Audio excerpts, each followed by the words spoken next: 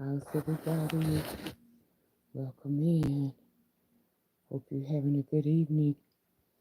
To turn the volume up again. Don't want to make too much noise. Just wanted to come in and shout out Dr. Martin Luther King Jr. Today is April 4th, the day we honor him, or one of the days that we honor him and his contributions to this world.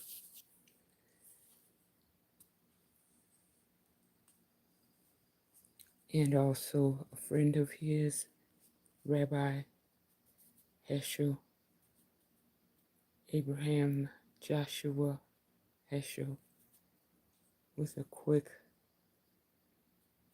Psalms 2 and 8. Ask of me, and I will give the nations for thine inheritance, and the ends of the earth for thy possession. That's Psalms 2 and 8. Let us stay encouraged, powerful, and active. Tomorrow, April 5th, is Hands Off Day. There will be marches all over the U.S. and perhaps around the world. Hopefully peaceful protest marches. I will look for one for myself and hope that you can do the same. Find a peaceful protest march. There's so many things in this country right now that could use a helping hand, but there are some things in this country that needs hands off. So Saturday, April 5th, tomorrow, hands off marches all around from coast to coast. Well, there's been some serious hurricanes, tornadoes, storms, fires. So everywhere may not have marches everywhere, but hopefully there'll be enough. And if we can't march, then perhaps we can find another way. There are many peaceful ways to affect change. And change is overdue now. So, okay. It's a short, very short message. And I want to thank everyone for joining the live or the replay on the videos, and for supporting the channel, for sharing and liking and replaying, remixing the content. That's what it's all about. Content is for our YouTube community.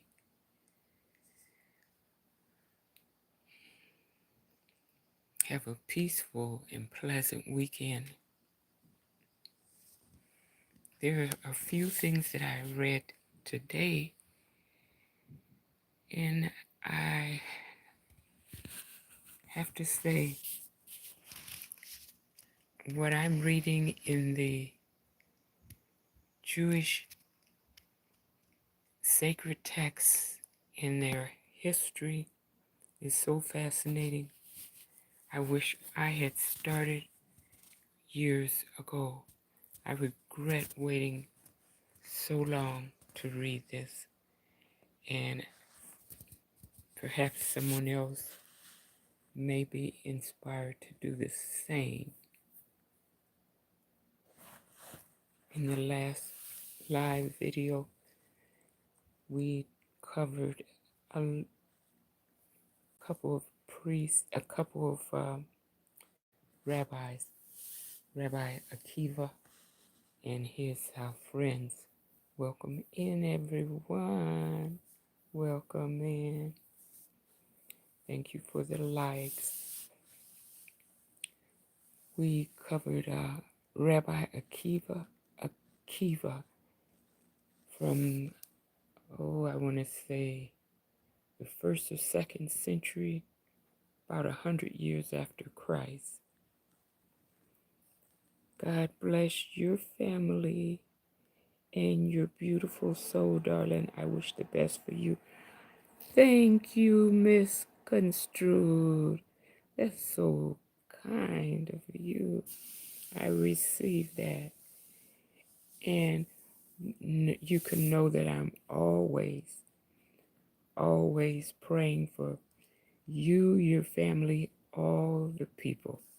I'm praying for everyone around the world. So now more than ever, we need all the divine intervention.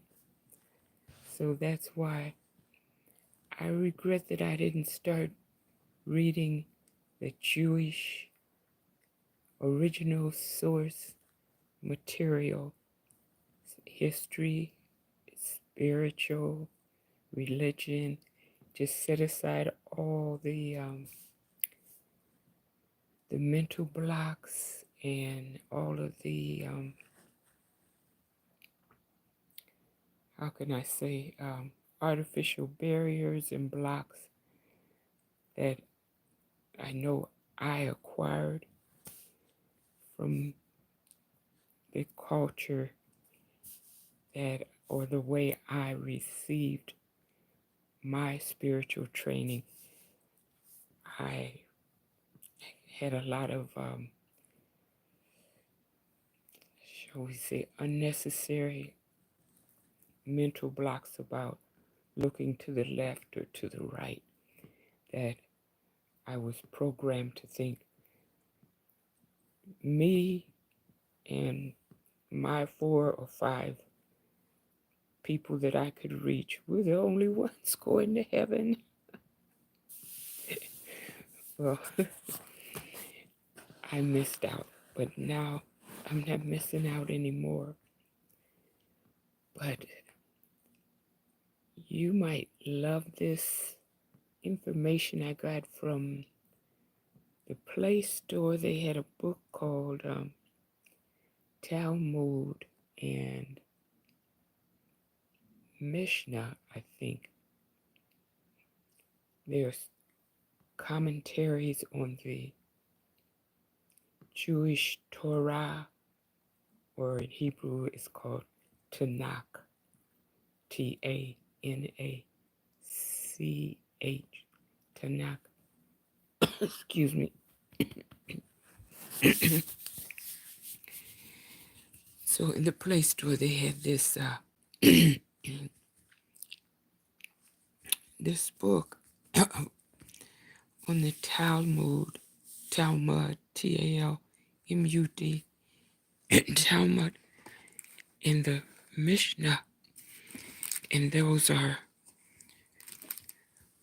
the commentary on the Judaism and the laws and the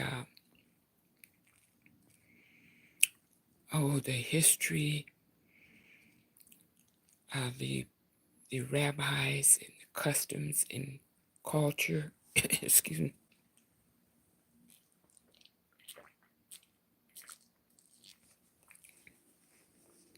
Excuse me.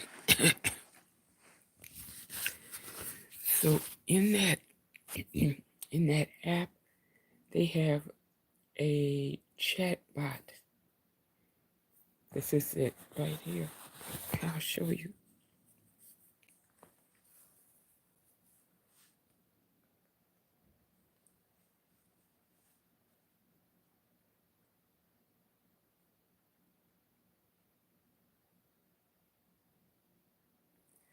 It says, Ask Rabbi A-R-I, Ari. Ask Rabbi Ari. And after you type in your questions, excuse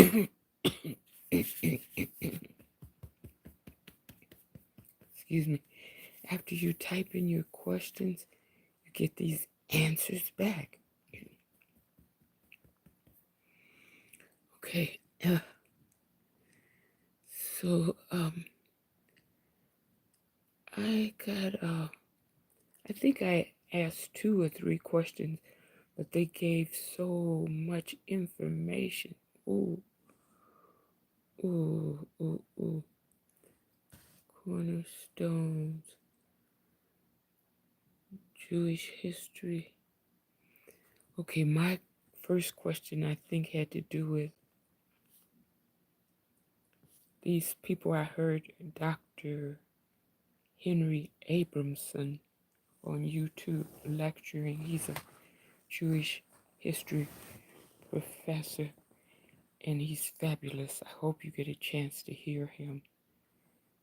Dr. Henry Abramson. Sorry, it's a little late here. I'm a little sleepy, so. But I heard him talk about all these different people that we read about in our Bibles or in the Holy Quran. And I heard those names, but I didn't really know much about the people. So to put some meat on the bones, I went to that chat bot and asked for more information about these different people in Jewish history. Nachmanides. He was also referred to as Ramban.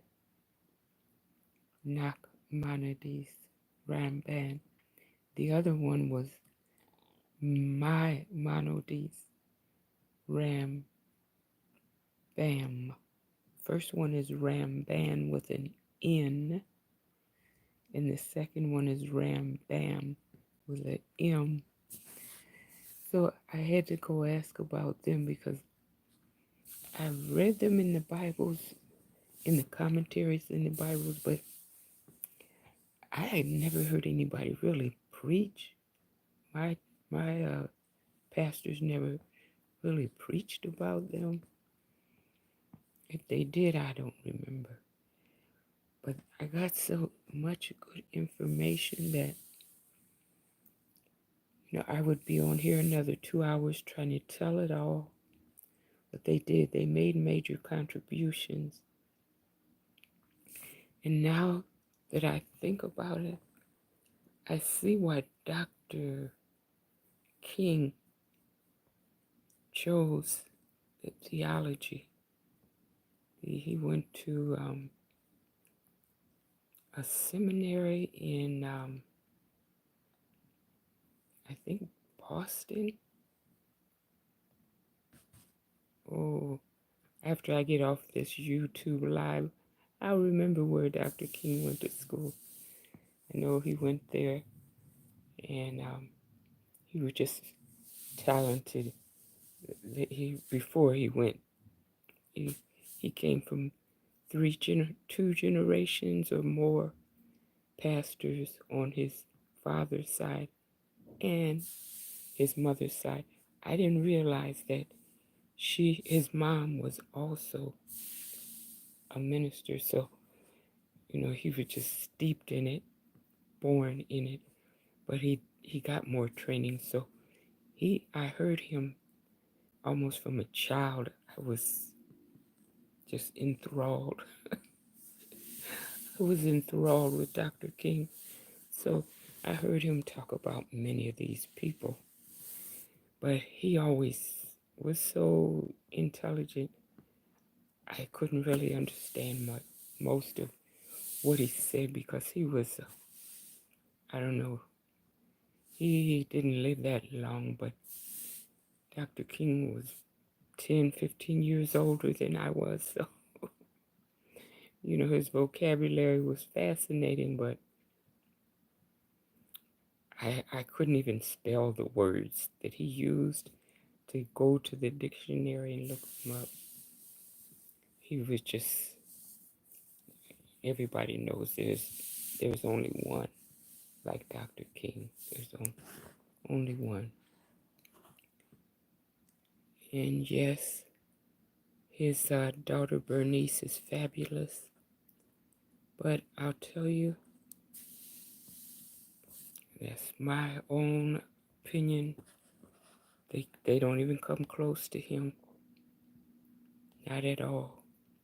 I'm checking my information from the chat to see if there's anything that really jumps out. I want to be careful, and I want to encourage everyone else to be really careful when you start reading what's called esoteric information, or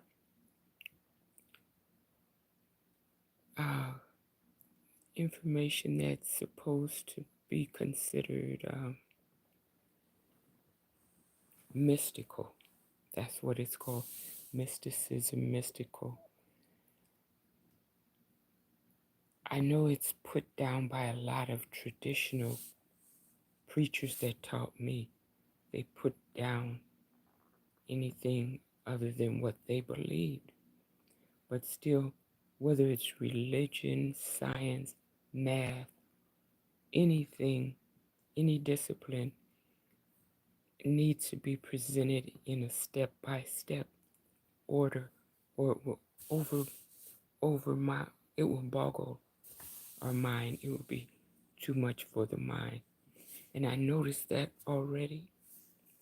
I started reading yesterday some of this Jewish history and mysticism, and it was so exciting. Some of it is so advanced and mature, even for me, and I'm 75. And some of the stuff that I was reading, I never knew that anybody, some of the things that the rabbis talk about, about our bodies and, adult behaviors, typically married people's behaviors. We think our world is spinning out of control, but the difference is when things are presented decently and in order. That's when we can accept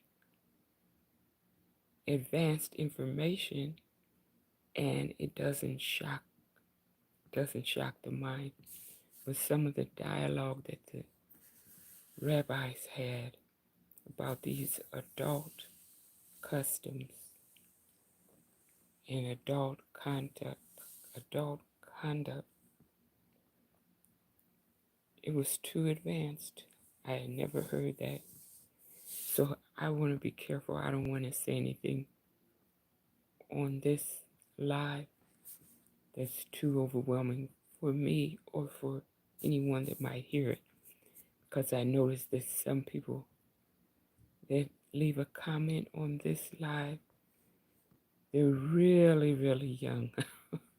And I didn't know that children would listen to this, even though I don't normally say anything that a child would find upset or harmful. But again, things have to be presented to our minds with a foundation and build up from there. So I want to be careful what I say. But if you're interested in how religions and history and cultures have evolved over the centuries. If that fascinates you, you're going to love Jewish history because it's so well documented. That's the one thing I noticed about it. It's so well documented, and even the way, the discipline that was imposed on the scribes and the rabbis or anyone that was responsible for recording it, either the oral form or the written form. These people, they were not permitted to make one little mistake. And this is why the Bible says, not one jot. I think Jesus says this, not one jot, not one tittle can be changed. Because that was the standard that these scribes and rabbis had to meet. They had to, they were just under so much pressure that if the Sanhedrin, you read about the Sanhedrin, the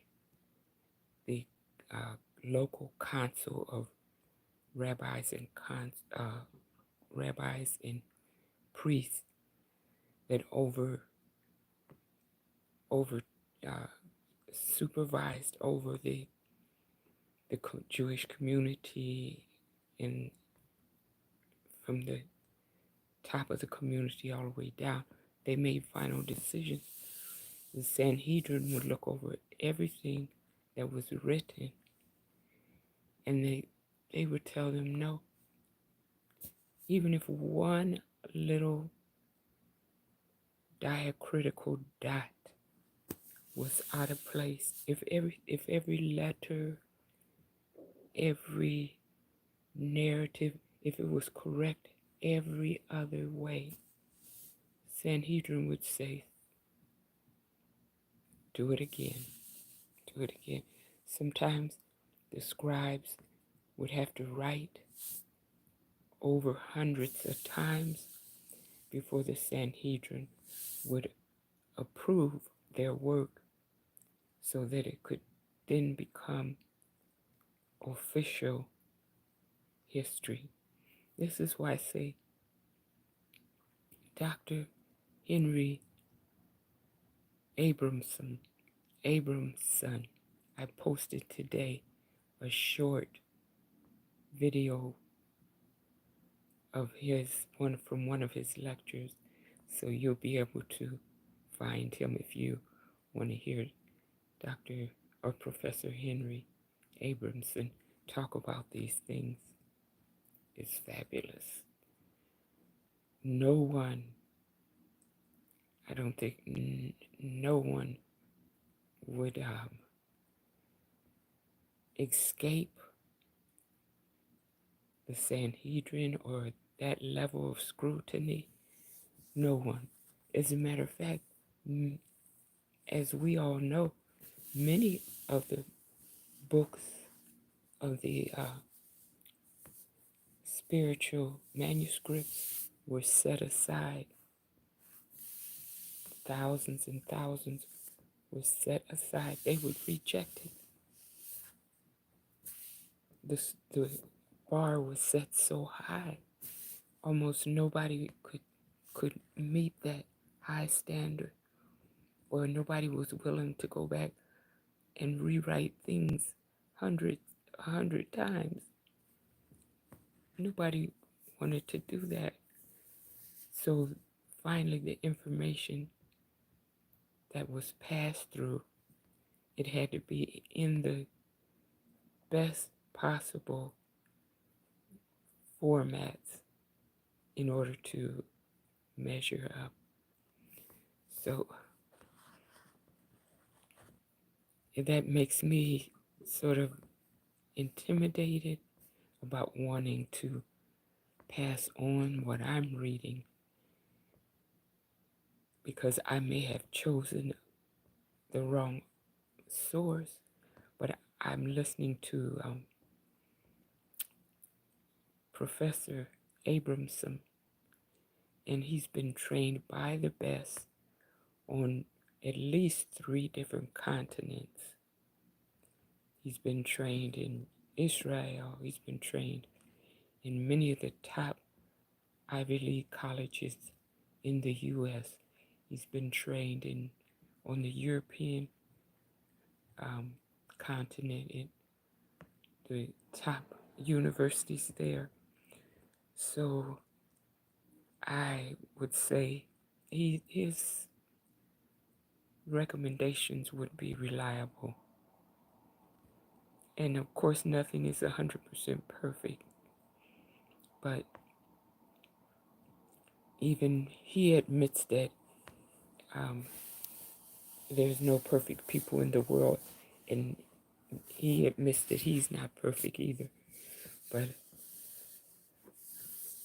I wouldn't know the difference.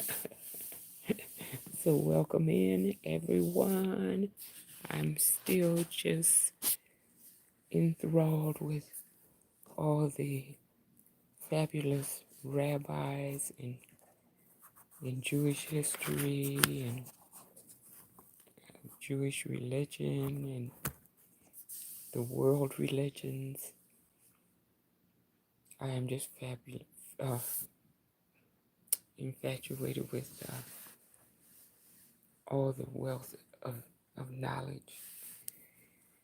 There was something that in here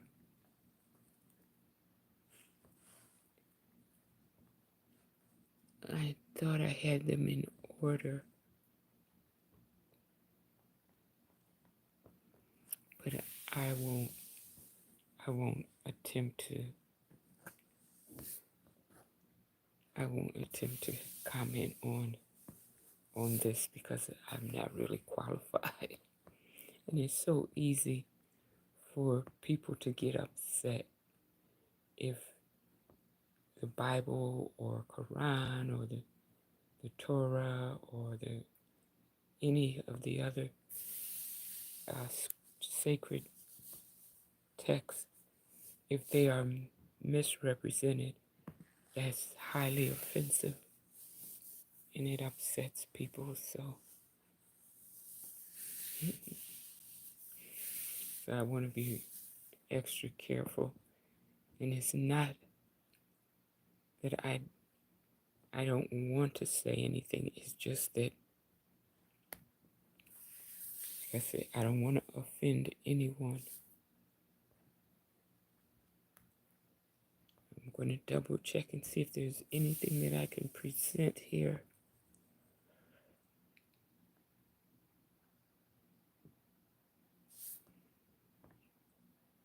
Well, I'm sure that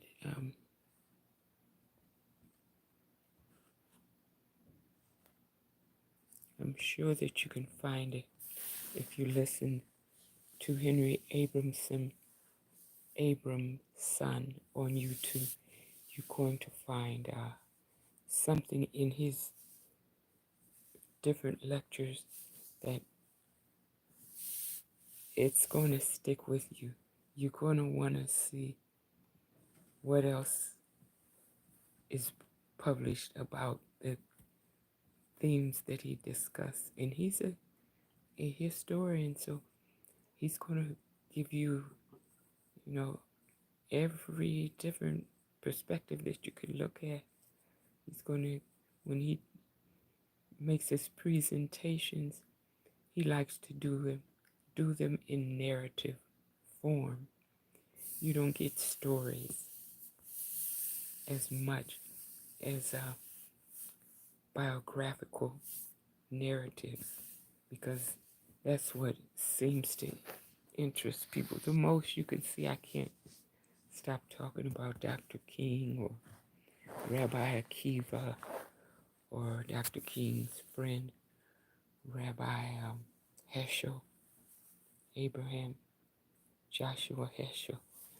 Their biographies is the reason why. But that's what Abramson gives you, a thorough academic researched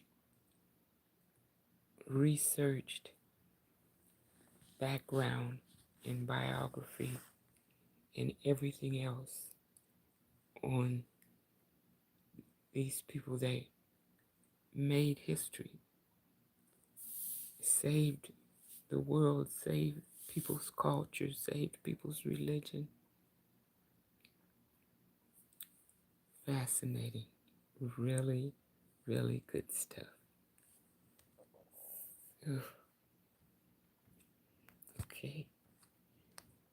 Well, it's 11:42 here, and I don't need to keep the whole building awake, running my mouth and keeping the whole world awake, both sides of the cameras. I'm still looking to see if there's anything else here in these notes that I can share.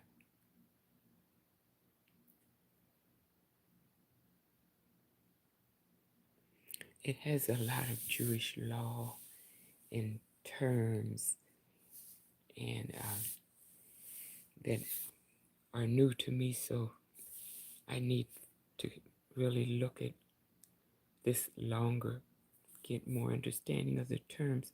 I'm familiar with some of the terms and themes in Judaism because it's one of the Abrahamic languages, like Islam and Christianity.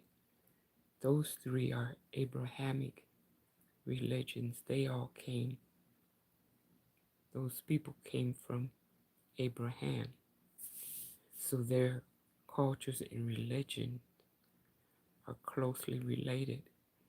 And it's exciting to see these words, these names and concepts, to see these appear in all of the Abrahamic religions. It's a confirmation of sorts. Yeah. But then when the religious life meets head on a collision course with the governmental political world, that's when things start to change, and they're not always good after the outside influence and pressures of governments and politics is imposed on religion. I guess it's a reason why the first constitutional law, the first article, says government shall make no law, the establishment clause, that's what I'm trying to say. Government shall make no rules or laws affecting religion or the freedom of speech, those personal sacred rights that people cherish. Once the government politicians do that, you get a watered down, or you get what Abramson presented today in one of the lectures. I heard him talk about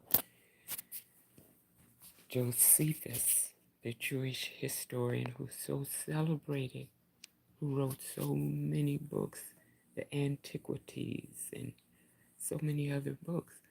But Josephus was also a controversial figure because even though he was by culture and birth Jewish, he was so close to the Roman establishment who oppressed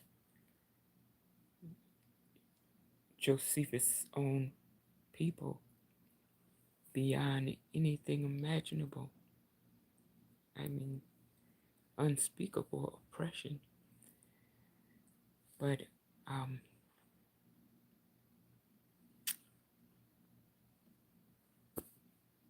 Josephus became a Roman citizen. So was he really giving the true history of his people, or was he giving something that was filtered to suit the ear of the Roman Empire? That's what many people believe, that he left too many questions unanswered. That's the nicest way to put it, but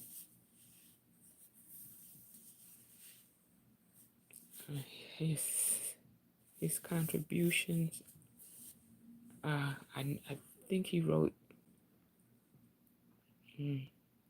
no, he didn't write Fox's Book of Martyrs. No. It's hard to say. It's hard to say without having a background to say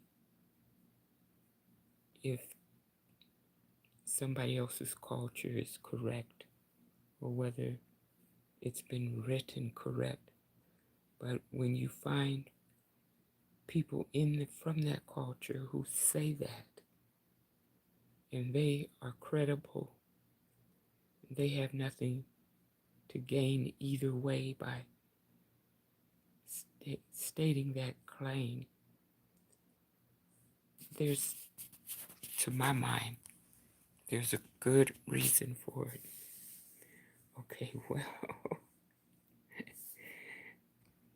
I guess it's already, it's 11:49 p.m. here on the West Coast. So I don't want to stop, but